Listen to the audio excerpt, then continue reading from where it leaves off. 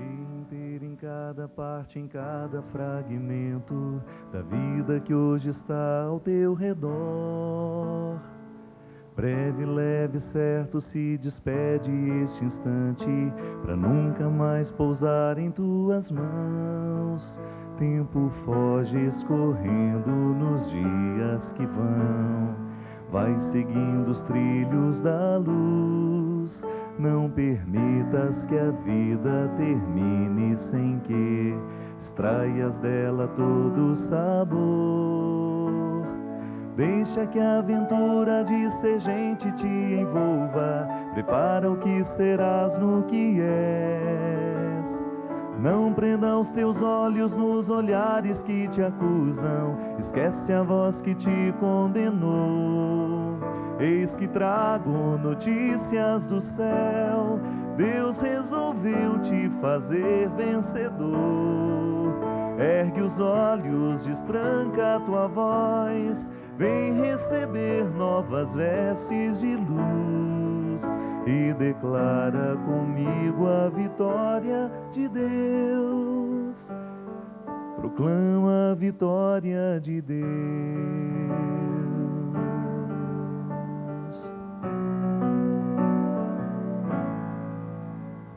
Nunca te aprisiones nos teus medos e receios, nem ser refém de quem não sabe amar. Não te condenes a morrer com teus defeitos, nem uses a expressão não vou mudar, pois a cada instante é possível crescer, retirando excessos do ser. Aprimora teu jeito de ver e de ouvir, e do amor tão perto estarás. Deixa que a aventura de ser gente te envolva, prepara o que serás no que és. Não prenda os teus olhos nos olhares que te acusam, esquece a voz que te condenou. Eis que trago notícias do céu, Deus resolveu te fazer vencedor. Ergue os olhos, destranca a tua voz, vem receber novas vestes de luz e proclama comigo a vitória de Deus. Proclama a vitória de Deus. É vitória de Deus, vitória de Deus sobre o medo dos homens. É vitória de Deus, vitória de Deus sobre a fome na terra. É vitória de Deus, vitória de Deus sobre o meu coração. E proclama comigo a vitória de Deus. Proclama a vitória de Deus. Muito boa noite, é com muita alegria que nós começamos mais um programa de direção espiritual. Hoje, proclamando esta verdade que para nós tem que estar presente o tempo todo diante dos nossos olhos. O cristianismo é uma proposta maravilhosa de aperfeiçoamento do processo humano. É a gente ter a possibilidade de lidar com aquilo que nós somos, de nós lapidarmos os excessos, porque com os excessos fica muito mais difícil a gente ir adiante. Por isso que nessa canção a gente diz que nós trazemos boas novas, eis que trago notícias do céu, Deus resolveu lhe fazer vencedor. E uma boa forma que Deus tem de nos fazer vencedor, o primeiro passo é a gente vencendo tudo o que é excesso dentro de nós. A humanidade ela é mais livre, ela é mais feliz à medida em que ela joga fora aquilo que lhe pesa. Você já deve ter feito essa experiência de trazer no seu coração uma série de excessos, de pesos. Quais são os excessos da nossa vida? O fruto do passado que a gente não soube acolher, aquela história que não valeu a pena e que a gente insiste em trazer dentro de nós, os nossos erros do passado, as condenações que a gente ouviu, o processo de vida que não foi do jeito que a gente pensou que deveria ser, enfim, aquele saldo negativo que, como no final do ano a gente vai fazer balanço da empresa, da vida, a gente sempre coloca o que não valeu a pena e o que valeu a pena. Retirar os excessos é a gente jogar fora tudo aquilo que definitivamente não merece ser levado adiante. E essa é a proposta bonita que o cristianismo nos faz. Tenha a coragem de jogar fora a vida que não valeu a pena e tenha a coragem, o desafio, viva o desafio de você se tornar novo hoje, de você inaugurar-se como se hoje fosse o primeiro dia de sua vida. Quando a gente diz que o nosso anúncio é o anúncio de uma boa nova, é porque aquilo que nós anunciamos e aquele teor de tudo que nós falamos, a seiva que perpassa essa árvore que é o cristianismo, é sempre uma notícia que nos convida a viver a alegria de saber quem somos nós, de saber calcular o que não valeu a pena com o que valeu e a gente seguir adiante assim. Retire os excessos. Às vezes uma palavra tem o poder de lapidar o nosso pensamento para nos tornar pessoas diferentes. A mudança da nossa vida chega por força de uma palavra, por força de um olhar que comunica muitas vezes muito mais que uma palavra. A força do cristianismo chega até nós através da palavra de Jesus. Uma palavra que nos incomoda, que nos inquieta, uma palavra que nos reinaugura o tempo todo, a ponto de provocar dentro de nós uma mudança que nos ajude a sermos melhores. Uma mudança que nos torne pessoas mais leves, mais suaves, porque é muito duro a gente conviver com o peso de nós mesmos, peso que é nosso e o peso daquele que está do nosso lado. 0 operadora 12 31 86 26 00. Você fala aqui conosco nesse telefone hoje ao vivo, aqui para todo o Brasil e alguns lugares do mundo. Este é o programa Direção Espiritual e nós não temos outro objetivo senão fazer bem ao seu coração, ajudar você nesse processo de lapidação do humano que existe em mim, que existe em você. Boa noite, Christian. Obrigado, meu filho, mais uma vez por estar conosco aqui. Hoje, antes que eu me esqueça, eu quero mandar um grande abraço, dedicar esse programa aos meus amigos que estão sempre ligados comigo, lá de Petrópolis, o Mateusão, a Érica, Torres, o Sueli, a Jéssica, a Natália, e de maneira muito especial o Dudu, que hoje está fazendo 25 anos, que é o filho do Torres e da Sueli, irmão desse pessoal que eu falei. Obrigado, Dudu, um grande abraço para você, meu filho, que Deus te abençoe muito. Hoje nós queremos começar aqui com uma questão muito interessante. Quem manda é a Ilha de Castilho Varjão. Padre Fábio, gostaria de parabenizar as palavras de ontem, dia 13, né? Isso veio um dia depois do programa. Pela primeira vez assisti ao programa e não poderia deixar de declarar que me encantei pela sapiência das palavras ditas. Um discurso muito além do lugar comum, um discurso muito além da mesmice, muito além do superficial. Padre, o senhor percebi que é um estudioso do comportamento, da psique humana, capaz inclusive de fazer nascer nas pessoas o interesse pela teologia, não por Deus, porque este eu sempre tive.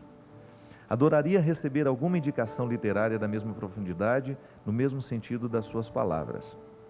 Minha filha, a teologia, e nós acreditamos cada vez mais nisso, ela está o tempo todo perpassando o cotidiano. O estudo que nós fazemos sobre Deus não é nada mais, nada menos do que um estudo que nós fazemos da nossa condição humana. Rahner dizia, Karl Rahner, um grande teólogo alemão, ele dizia que a vida, né, a teologia, o tempo todo a vida é a experiência da teologia. Porque toda forma de antropologia, tudo aquilo que nós falamos sobre o ser humano, de alguma forma nós já estamos falando sobre Deus. O que eu lhe recomendo? Essa área da antropologia teológica, que é muito agradável. E eu começaria a indicar a você o escritor que me motivou a fazer a minha tese de mestrado, que é André Torres Queiruga, um autor amplamente publicado no Brasil, que você vai ter a oportunidade de ter obras muito preciosas dele. Posso lhe indicar algumas. Recuperar a Criação, que é uma obra muito bonita, que repensa todo o significado da teologia. Tem uma outra obra dele que se chama Recuperar a Salvação. E a grande obra mestra de Queiruga, que se chama A Realização de Deus, a Realização Humana como Revelação de Deus. Você vai ter essas obras todas publicadas no Brasil e será uma boa oportunidade que você vai ter de crescer como pessoa, com certeza vai lhe fazer muito bem.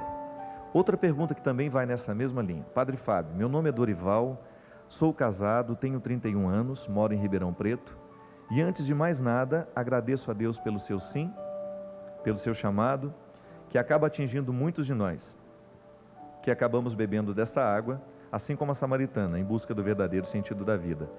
Sem mais delongas, Padre Fábio, eu gostaria de saber se há diferença entre psicologia e filosofia clínica, pois sou formado em Direito e minha esposa é psicóloga e iniciamos esta semana um curso de filosofia clínica e paira esta dúvida para nós.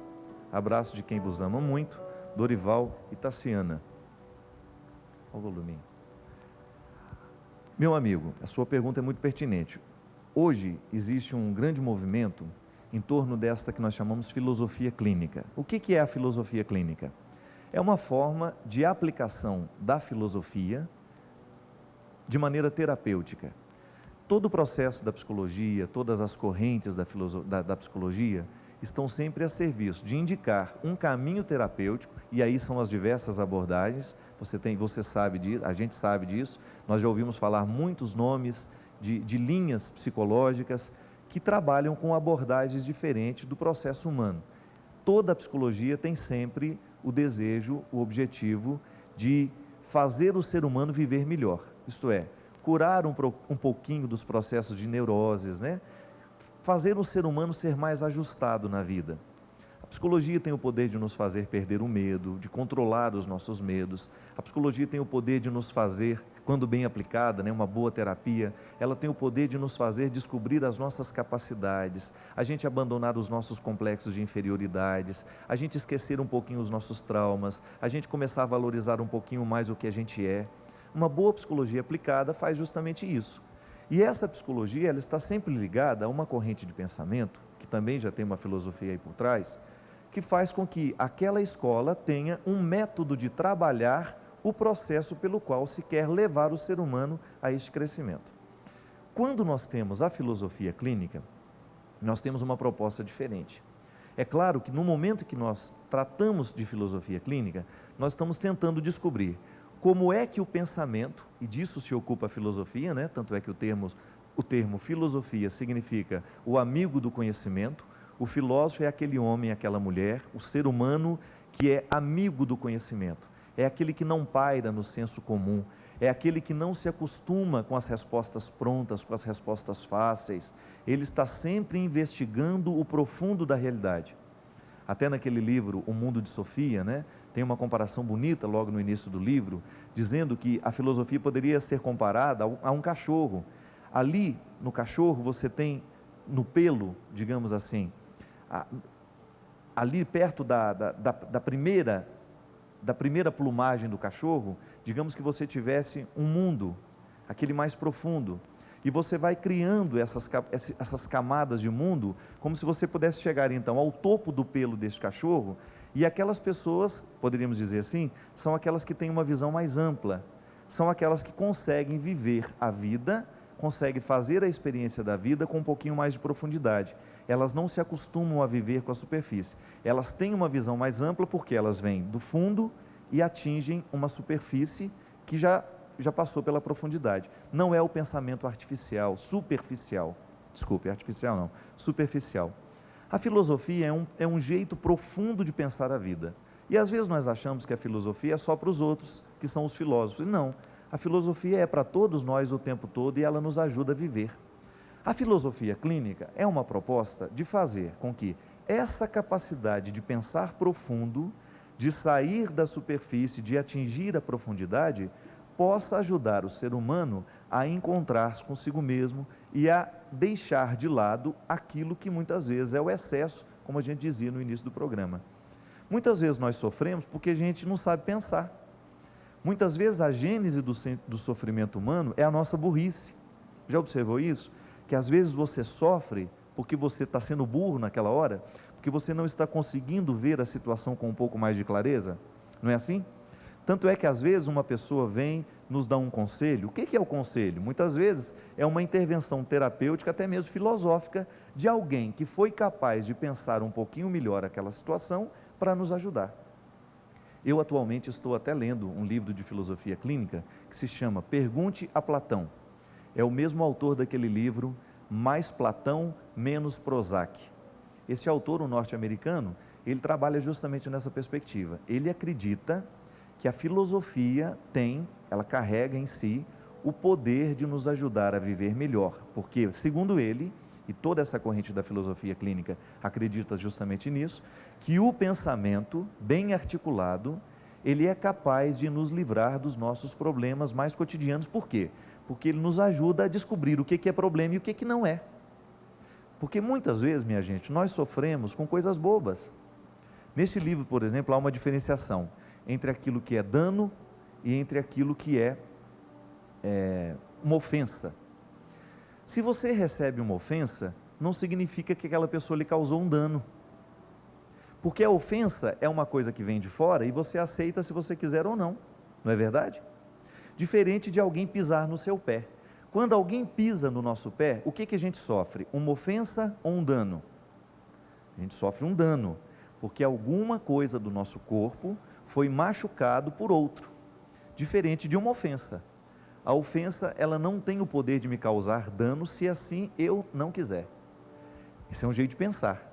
Perceba que aqui você está articulando o pensamento para você resolver uma questão prática aí da sua vida. Se você hoje fosse pensar, o que hoje lhe incomodou o dia inteiro? Chegue a essa conclusão. Chegue a esse resultado. Pense, o que hoje lhe incomodou de verdade na sua vida? Aí eu lhe pergunto, você se incomodou com uma coisa que realmente foi um dano para você ou foi apenas uma ofensa? Se foi verdadeiramente um dano, você tem razão de sobra para poder então viver aquele processo do dano. Eu fui lesado, alguém realmente me machucou, alguém realmente me retirou, invadiu o que eu sou e me machucou profundamente. Digamos ali, sofri um golpe fatal, eu perdi o emprego porque alguém fez uma calúnia de mim. Então realmente você sofreu um dano. Mas na maioria das vezes nós sofremos por ofensas, que são coisas que a gente escutou falar, são coisas que a gente ouviu o outro dizer para nós, e isso na verdade não é um dano, só será um dano se você permitir que isso continue dentro de você. Por exemplo, digamos que quando você era criança, você ouvia o tempo todo alguém chamar você de burro. Isso é um dano? Não. Num primeiro momento, isso é uma ofensa que você pode jogar fora. Você não acredita que você é burro, você deixa o que o outro falou para o lado de lá e você vai seguir a sua vida acreditando que você é uma pessoa inteligente. Agora, a partir do momento que você permite que aquela informação, eu sou burro, eu sou burro, eu sou burro, vai se registrando dentro de você, aquilo deixa de ser uma ofensa e passa a ser um dano, porque aquilo vai lhe prejudicar como pessoa. Veja bem, isso é filosofia clínica. É um jeito de pensar nos ajudando a gente a ficar livre daquilo que nos incomoda. Por exemplo, outro dia eu dei esse exemplo num evento que eu fiz. Roubaram minha bicicleta, por exemplo. Roubaram a minha bicicleta. É um dano. Agora, eu vou dizer o tanto tempo que o roubo dessa bicicleta vai durar dentro de mim. Digamos que você perdeu a sua bicicleta e você leva essa bicicleta para a sua cama todos os dias. Dá para dormir com uma bicicleta na cama? Não dá. Vira para lá e esbarra nela, né? Vira para cá e encosta no pedal. Vira para lá, oh meu Deus do céu, como é que eu vou fazer com essa bicicleta agora que está dentro de mim, que não me deixa dormir? Porque cada vez que você se recorda que a bicicleta foi roubada, você perde o sono. Não é assim a vida? A gente leva o roubo para a cama e às vezes esse roubo dura meses e meses e meses, a gente não esquece. Aí entra o poder da filosofia, que é o poder de fazer pensar. A gente pergunta, levar essa bicicleta no seu pensamento para retirar o seu sono, devolve ela para você? Não. Então significa que se você leva ela para a cama e perde o sono por causa dela, eu lamento informar que você está sendo burro. Não é assim? Você está tendo uma atitude idiota. Para que você vai pensar na bendita bicicleta que não existe mais, que já não é mais sua, o ladrão já levou embora? Para que você vai perder o seu sono com uma situação que você não pode resolver mais? Aí entra o poder do pensamento, nos libertando da idiotice. Aí você raciocina, perder o sono é deixar que o ladrão continue me roubando. então eu vou neutralizar este pensamento dentro de mim. Eu vou agir de forma inteligente. Eu não vou levar esse ladrão para a minha cama. Eu não vou permitir que o roubo da bicicleta, que já aconteceu há muito tempo atrás, continue me prejudicando hoje. Meu amigo, de maneira muito simples, desculpe se eu não conseguir ser mais claro, filosofia clínica é isso. É um processo de passar pelas escolas filosóficas, estudando um pouquinho das escolas filosóficas, os grandes mestres do pensamento, descobrindo a lógica do pensamento deles e trazendo sempre isso para a realidade. É uma filosofia aplicada.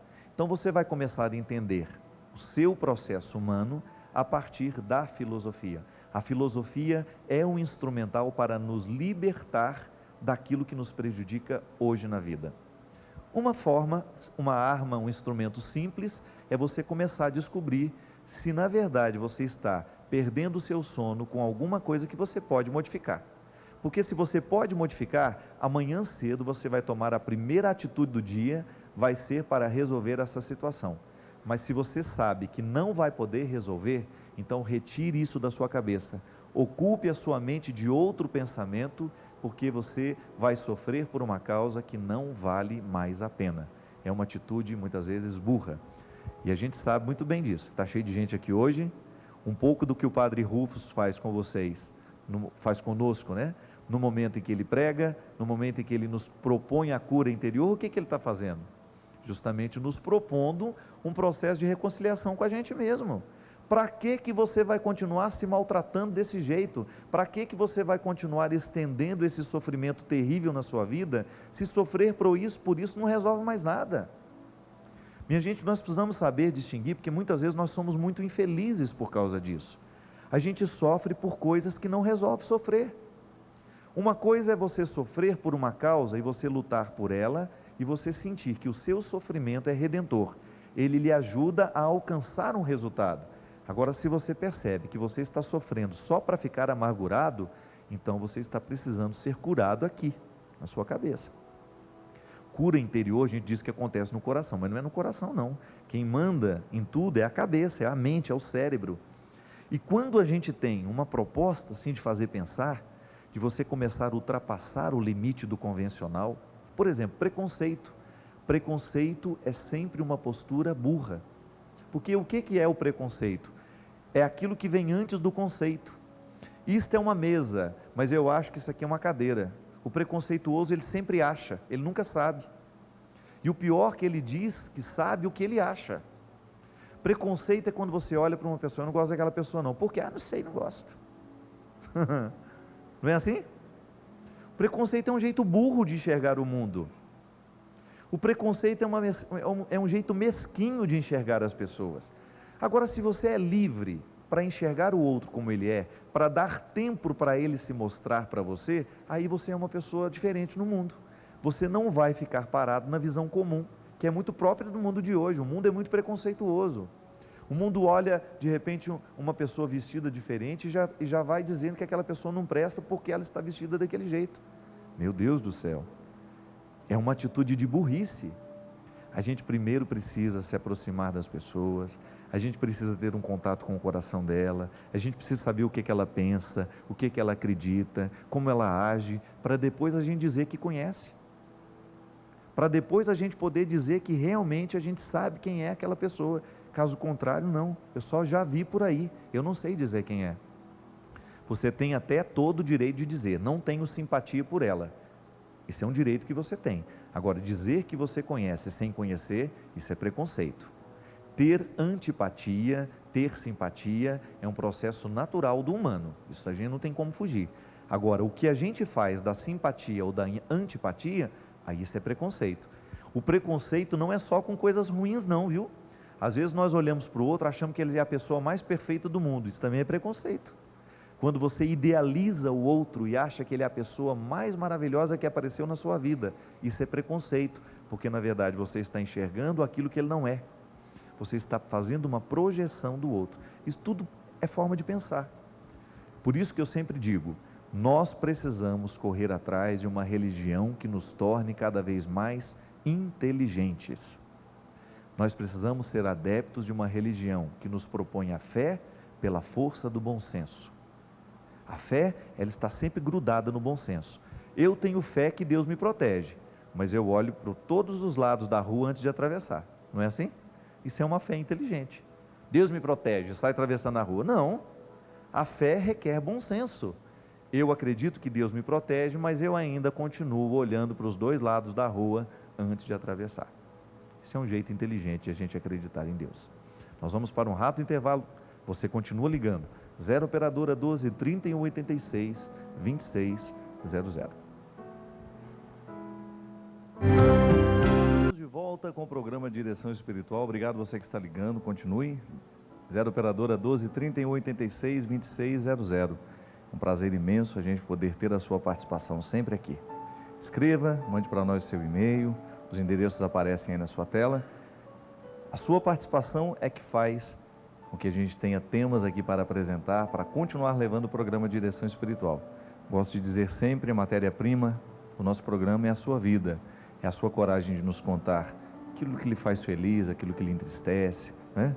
É tão bom, eu sempre digo que nós podemos dizer que o programa de Direção Espiritual é uma sentadinha que a gente dá aí na cozinha da sua casa, a gente senta, toma um cafezinho, conversa um pouquinho. A melhor direção espiritual é essa, é aquela que acontece na naturalidade, na espontaneidade do encontro. E aqui a gente faz com que essa sala possa se tornar um pouquinho da extensão aí da sua cozinha, no lugar da intimidade da sua casa. Por isso que somos amigos de tanta gente que a gente nunca encontrou na vida, justamente por causa da comunhão que o programa nos concede viver. Eu gostaria de mandar um abraço muito carinhoso para o povo da Paraíba, de maneira muito especial para a cidade de Cabaceiras, no interior, ali perto de Campina Grande. Cabaceiras é uma cidade, você que já assistiu o Alto da Compadecida, ele foi filmado lá. É uma cidade típica do interior do Nordeste, onde nós estamos realizando as fotos do meu disco novo. Estou gravando um CD novo que vai se chamar Enredos do Meu Povo Simples. E a gente escolheu aquela cidade porque meu amigo Gustavo Floresta, lá de Campina Grande, ele que está fazendo toda a produção das fotos com a irmã dele, ele que está fotografando o interior da Paraíba, que foi justamente o lugar que a gente escolheu para fazer as fotos do encarte do CD novo.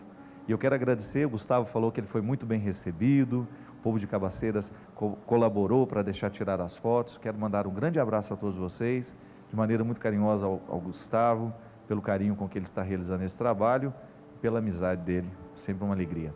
Lembrando que amanhã eu estarei aí em Campinas, você que é de São Paulo, de região, não perca a oportunidade de estar conosco nessa grande noite de evangelização, com um show que nós prometemos que vai ser muito bonito.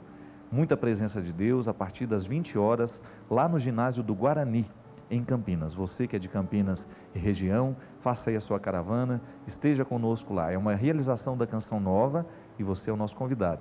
Já no sábado estarei em Londrina, lá no centro de eventos, eu e a Adriana, a partir das 20 horas e 30 minutos. Esse show será uma realização da Toca de Assis. Você que participa ou que tem alguma simpatia pela Toca de Assis, esse trabalho maravilhoso que esses meninos fazem com os menos favorecidos, vem ajudar, vem estar conosco nessa noite. A sua presença, além de ajudar a Toca, tenho certeza que vai ser um jeito que nós vamos ter de tocar seu coração também com a palavra de Deus, por meio da música. E no domingo, estarei lá no ginásio da PUC, em Curitiba, a partir das 17 horas, para um evento também, um grande show aí em Curitiba. Tem muito tempo que não vou nessa terra querida, capital do meu querido Paraná. Vocês estão todos convidados aí de Curitiba para estarem conosco. Ontem foi um dia muito feliz para mim, Christian. Ontem eu amanheci formiguense e fui dormir taubatiano. Não que eu deixei de ser formiguense, né? Mas acrescentei à minha identidade o título de cidadão taubatiano. E olha, para mim é uma alegria muito grande, pelo amor que eu tenho a essa terra. Quero agradecer muito ao vereador Chico Saad, a Zene, que me proporcionaram uma noite tão bonita junto com a Câmara dos Vereadores, lá em Taubaté. Obrigado mesmo. Para mim foi muito mais que uma formalidade, foi muito mais que receber mais um prêmio. Foi de fato oficializar aquilo que eu já sentia no meu coração. Eu amo a cidade de Taubaté, me sinto muito feliz por ela ser o meu lugar e dali eu chegar e partir para essa missão que é tão importante. Um abraço ao Dom Carmo, pelo carinho com que ele me acolheu na diocese, todos os padres da diocese. Hoje nós temos até o Padre Rodrigo Natal ali, ó, dá uma filmada nele no meio do povo. O Padre Rodrigo é o diretor da rádio difusora também é a nossa... Isso. É difusora mesmo, né? Não, desculpe, difusora é o concorrente. Estou fazendo problema com o concorrente. É a Rádio Cultura de Taubaté. Imagina que coisa feia. Padre Rodrigo, jovem desse jeito, já é o diretor da rádio. E está realizando um trabalho muito bonito. Inclusive, no ano que vem, vamos fazer um grande evento para a rádio, não é, Rodrigo? Quero lembrar também que no dia 2 de outubro, eu estarei na Catedral a partir das 19 horas, para nós realizarmos a missa que fará parte da novena, que o nosso padroeiro, né, São Francisco das Chagas, no dia 4, uma grande festa que o Padre Marquinhos está realizando lá. E lembrando que, a partir de outubro, uma vez por mês, e nós vamos anunciar sempre as datas, nós vamos ter uma missa por mês na Catedral, especialmente preparada para as famílias. Eu vou fazer questão de estar com o Padre Marquinhos em todas essas missas aí em Taubaté, lá na Catedral, vai ser uma vez por mês, e você vai ter a oportunidade depois de acompanhar o calendário para estar conosco nessa participação. Participação bonita, né, que a gente pode fazer através da celebração eucarística, especialmente preparada para as famílias aí de Taubaté, da nossa cidade querida. Nós temos aí uma pessoa, Eliane de Petrópolis, é isso? Isso. Boa noite, Eliane. Tudo bem, minha filha? Padre. Tudo bem. Prazer falar com você, viu? Olha, o prazer é todo meu. Me permita te chamar de meu amigo. Que bom, que bom. É com grande alegria que eu estou participando hoje desse programa, porque eu passei por momentos muito difíceis na minha vida. Certo. Ao qual eu tentei até o suicídio. E com as suas palavras, todas as quinta-feiras, foi me dando ânimo, vontade de viver novamente. E tem uma frase que o senhor disse no show aqui em Petrópolis, que mexeu muito comigo, e eu tive a oportunidade de ouvir essa frase novamente no show em Cabo Frio, em que o senhor dizia: deixe de ser mais ou menos para ser alguém. E eu deixei de ser esse mais ou menos. Hoje eu me sinto alguém. Alguém, às vezes, inválida, como o senhor falou, não sirvo para cozinhar, para lavar, mas eu sei que eu sou alguém importante para minha família, para Deus e, sobretudo, para minha mãe, que sofreu muito com o que eu passei, com o que eu tenho passado. E eu não tenho palavras para dizer o quanto o senhor foi importante nessa minha recuperação. Agradeço muito a Deus e ao senhor. Me permita me chamar de anjo. Obrigado. Na minha vida, assim, o senhor é um anjo enviado por Deus. Eu estou bastante emocionada, só com as mãos geladas, assim, com vontade até de chorar. E no show que o senhor fez aqui em Petrópolis, na palestra, eu tive a oportunidade de entregar uma carta contando mais ou menos o que eu tenho passado. Não sei se o senhor teve a oportunidade de ler. A gente já leu já. E aí só dá para entender mais ou menos a alegria que eu sinto em poder olhar o mundo com outros olhos, com olhos do amor. E, como diz a música, não desista de amar. E eu não tenho mais palavras. Obrigado, minha filha. Obrigado mesmo. Quando a gente não tem mais palavras, a gente comunica o que a gente tem de mais precioso, né? Sobretudo quando a gente está diante um do outro. Quando a gente já não sabe mais o que dizer, sobra-nos a possibilidade de olhar para o outro, a possibilidade de dizer. Não precisa dizer mais, né? Não precisa dizer mais, porque a gente sabe aquilo que você tem passado. Eliane, uma das coisas mais preciosas na vida, minha filha, é quando a gente consegue modificar o jeito como a gente olha para a gente mesmo. Isso é muito precioso. A condição de mais ou menos, né, que a gente fala muito aqui no programa, é muito fácil a gente ser uma pessoa mais ou menos. É muito fácil a gente ser amado mais ou menos, a gente amar mais ou menos, a gente trabalhar mais ou menos, estudar mais ou menos.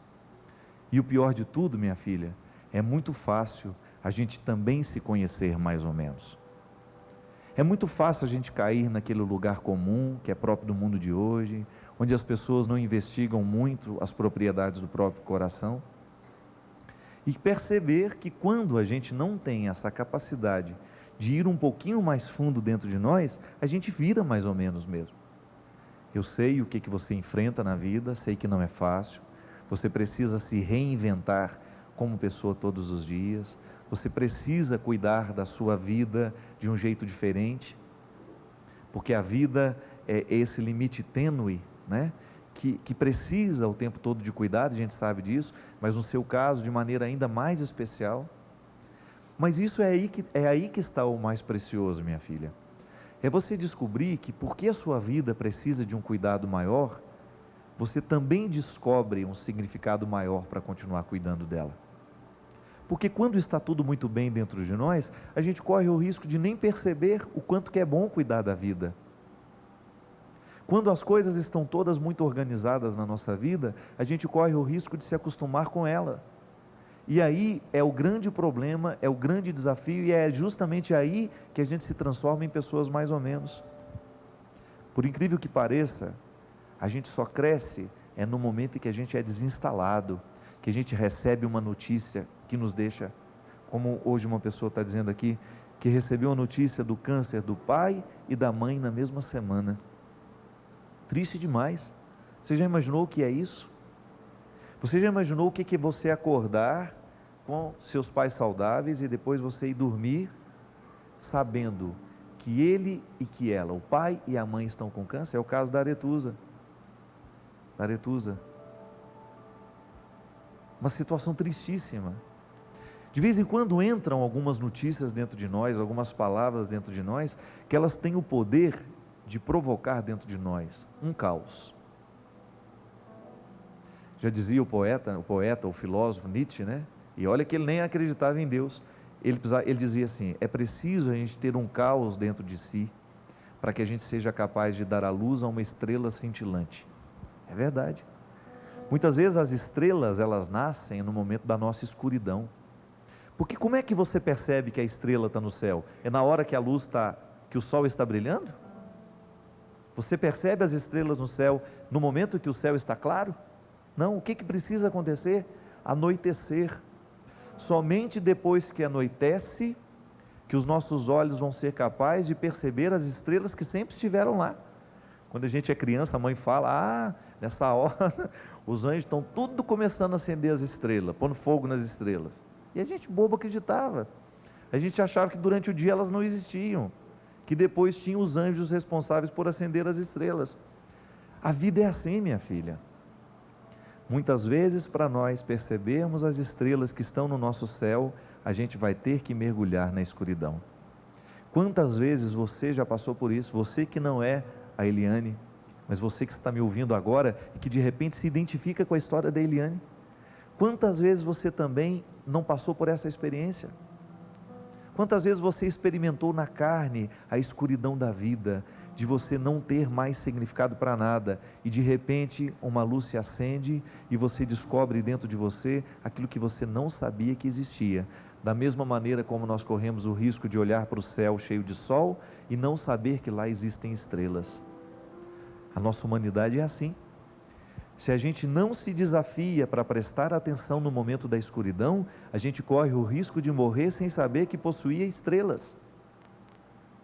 Muitas vezes precisa anoitecer na nossa vida para que a gente tenha condições de descobrir a beleza das estrelas que estão brilhando. São João da Cruz dizia: o valor da noite escura. O valor da noite escura na vida de todo cristão. Cristão que não vive a experiência da noite escura, não é cristão. Porque Deus se mostra justamente no momento da nossa solidão. Solidão, abandono, sofrimento. Não há momento mais propício para o florescimento do sagrado. Padre, então é a nossa cabeça que inventa, não é não? Porque se fosse assim, nós também não inventaríamos na alegria. Não é verdade? Nós inventaríamos também na alegria, e não, é um processo natural. É um processo natural da vida.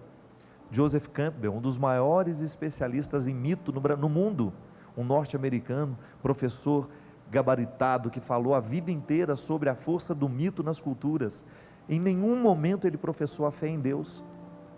E segundo os estudiosos de Joseph Campbell, ele no final da vida chegou a admitir na sua história os sinais do sagrado, os rastros do sagrado na sua vida. Entrou no processo final da vida com uma docilidade maravilhosa. Perdeu todo aquele processo de resistência ao sagrado. Por quê? A noite chega. Quando a noite chega na nossa vida, a gente tem que procurar as estrelas, senão a gente morre. Há a beleza do dia, mas há a beleza da noite.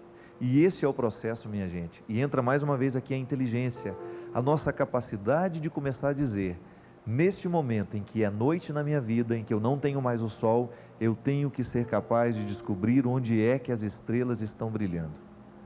E é isso que você tem feito, Eliane. E é isso que você nos ensina também. Com o seu testemunho, com sua palavra, de você dizer que nós aqui no programa estamos ajudando você a vencer a noite de cada dia. Porque nós não temos como viver sem essas noites. Não há como viver, não há como ser humano fora do sofrimento. É ilusão. É uma ilusão muito grande nós queremos que a nossa vida seja sempre tudo muito bonitinho, tudo muito organizado, porque a vida não é assim. Nós não temos uma vida bonitinha o tempo todo, não. É a gente que faz a beleza acontecer. É igual coxa de retalhos. Aquele monte de retalho velho, que não serve mais para nada. Alguém poderia muito bem julgar aqueles retalhos fora e dizer: isso não serve para nada. A pessoa burra faz isso. Ela não sabe reciclar nada. Já a pessoa que tem um pouquinho mais de clareza, um pouquinho mais de sabedoria, ela vai dizer: epa, esse lixo todo aqui pode virar coisa muito bonita.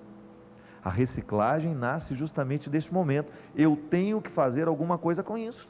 O lixo está aqui, eu vou reciclar. É a sabedoria de fazer ver as estrelas no momento da escuridão, de você pegar os retalhos e ir juntando, e sabendo que fazendo aqueles retalhos, costurando um no outro, você tem uma coxa, você tem um tapete. Não é assim a vida, minha gente? Não dá para trabalhar somente com aquilo que é bom o tempo todo. Nós vamos ter que esbarrar nas coisas ruins da vida. E a sabedoria que vai nos ajudar a ultrapassar este momento e dizer: isso não é o definitivo. Eliane, que Deus te abençoe, minha filha. Te dê muita luz para você continuar estabelecendo com você e com Deus este pacto de não desistir nunca da vida que você tem nas mãos. Tem um e-mail aqui também. Padre Fábio, meu filho tem 28 anos e está tendo um comportamento absolutamente infantil. Parece que está voltando para a adolescência. O que nós podemos fazer para ajudá-lo? Esse é um problema sério no mundo de hoje, viu? O prolongamento da adolescência. O que é a adolescência? É justamente, qual que é a grande característica da adolescência? A mutação.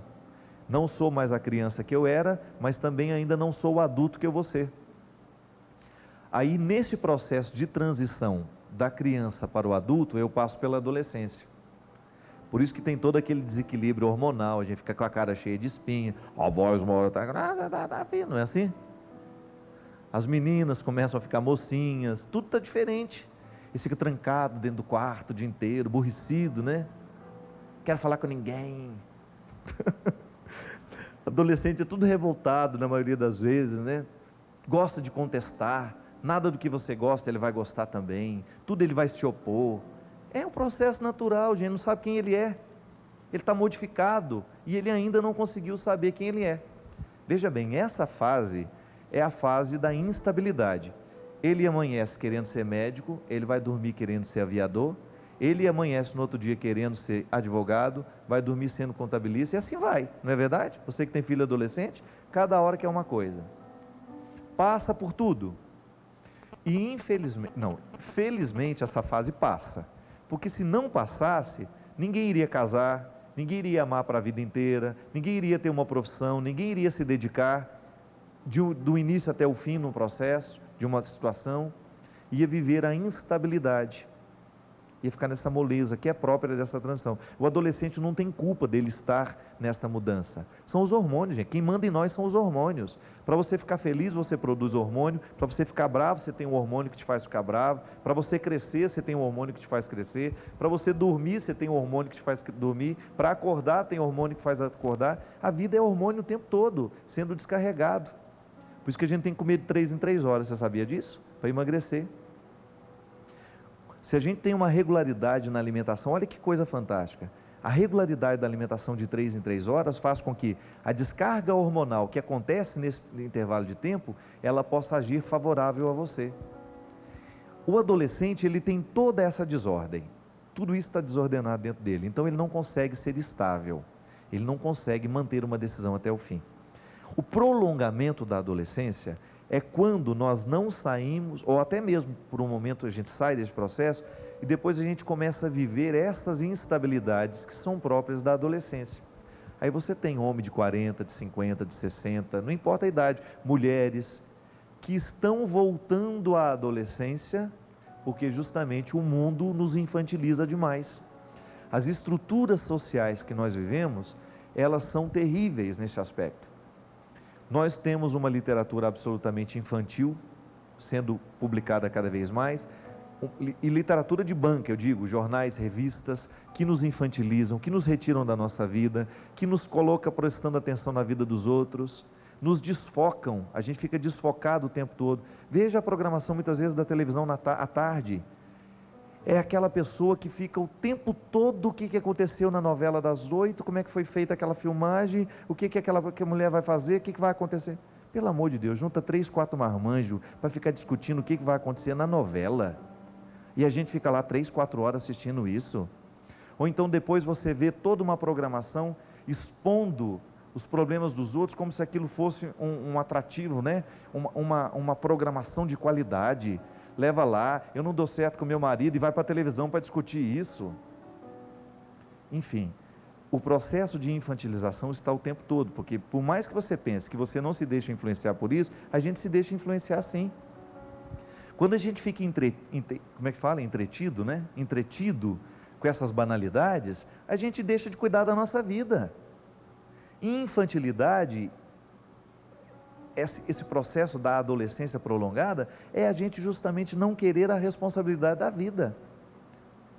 Muitas vezes, minha filha, essa postura que é muito própria de pessoas que retornam à adolescência e começam a ter um comportamento infantil, está justamente ligada a esse processo que é absolutamente presente no nosso dia a dia, na nossa vida, está em mim, está em você, que é justamente a gente querer fugir das responsabilidades. Então, diante de um problema, diante de uma dificuldade, agir de maneira adulta significa: esse problema é meu e eu vou cuidar dele.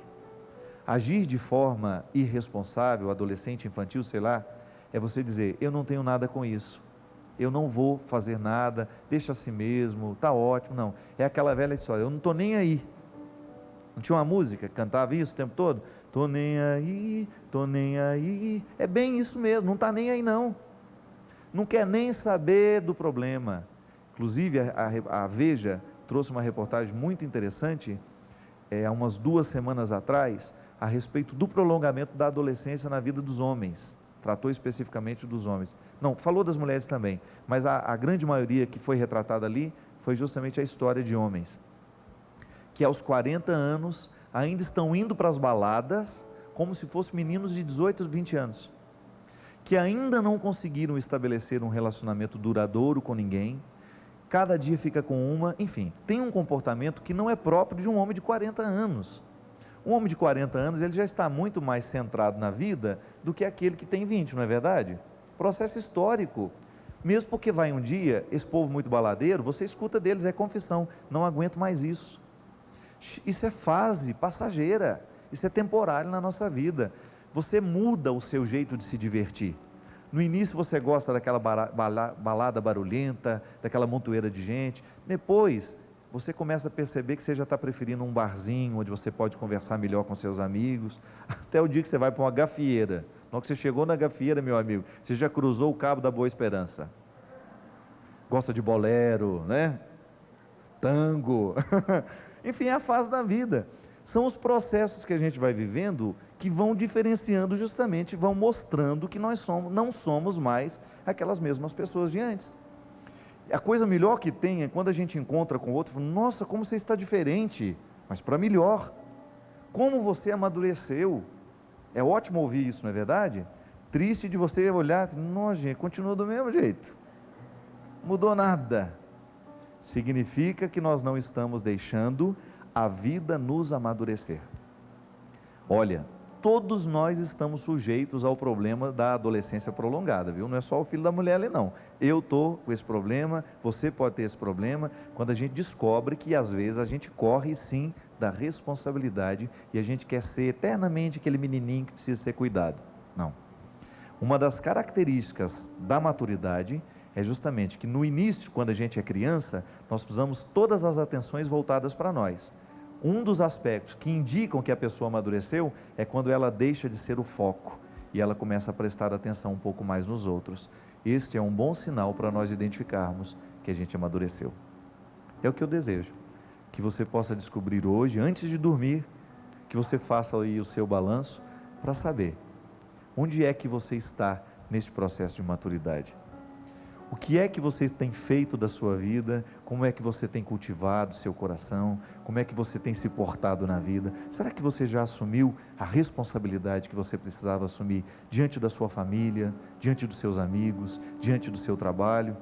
Será que você já conseguiu reconciliar dentro de você as fases da vida que precisavam ter passado e que precisavam amadurecer para serem diferentes dentro de você hoje? São as perguntas que Deus nos faz. Porque cada vez que Ele olha para nós, outra coisa Ele não quer, senão nos amadurecer. E a gente volta a dizer que a palavra é sempre uma palavra que faz bem ao nosso coração. Deus continua acreditando em você, Deus continua acreditando na sua maturidade, e você não está condenado a amanhecer amanhã do mesmo jeito que você foi dormir hoje, porque alguma coisa pode acontecer dentro de você, e isso eu lhe garanto. Derrame sobre a sua vida, sobre o seu coração, a bênção do Deus Todo-Poderoso, Ele que é Pai, Filho e Espírito Santo. Amém. Deixa que a aventura de ser gente te envolva, prepara o que serás no que és. Não prenda os teus olhos nos olhares que te acusam, esquece a voz que te condenou. Eis que trago notícias do céu, Deus resolveu te fazer vencedor. Ergue os olhos, destranca a tua voz, vem receber novas vestes de luz e proclama comigo a vitória de Deus. Proclama a vitória de Deus.